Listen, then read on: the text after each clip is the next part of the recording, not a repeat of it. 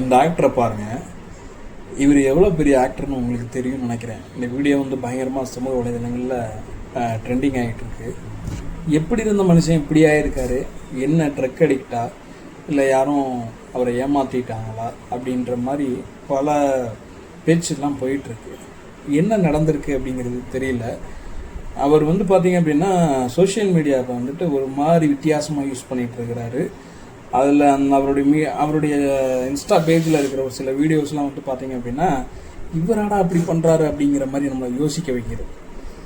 ஏன்னா இவர் நடித்த படங்கள்லாம் பார்த்திங்கன்னா வழுக்கையன், அப்புறம் மாநகரம், அப்புறம் ஓநாய் மாட்டுக்குட்டி, இந்த மாதிரி சூப்பர் நல்ல நல்ல படங்கள். எனக்கு வந்துட்டு மாநகரம் இந்த படத்தில் இவரை ரொம்ப பிடிச்சி போச்சு. இவருடைய ஆக்டிங்லாம் வேறு லெவலில் இருந்துச்சு.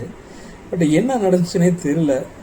தயவு செய்து இவருடைய படத்தில் எடுத்தீங்களா, லோகேஷ் கனகராஜுக்கு வந்து பார்த்திங்க அப்படின்னா முதல் படமே மாநகரம் தான். ஸோ இவருக்கு என்னாச்சுன்னு தயவு செய்து பாருங்கள். அதேமாதிரி மிஸ்கின் சார் ஓநாய் மாட்டுக்கிட்டையும் இவருக்கு எடுத்திருந்தீங்க.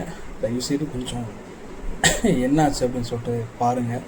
இந்த வீடியோ பார்க்குறவங்க தயவு செய்து அவருக்கு என்ன ஆச்சு அப்படிங்கிறத பார்த்துட்டு அவருக்கு கவுன்சிலிங் தேவைன்னா கவுன்சிலிங் கொடுங்க. இல்லை ஏதாவது ட்ரீட்மெண்ட் தேவை அப்படின்னா ட்ரீட்மெண்ட் கொண்டு கொடுங்க. ஒரு நல்ல ஒரு பெஸ்ட் ஆக்டரு. இன்னொன்று ஒரு சைட் டைப் உள்ள ஒரு மனுஷன். பட் எப்படி இப்படி மாறினார் அப்படிங்கிறது இன்னமும் புரியாத புதிராக தான் இருக்குது.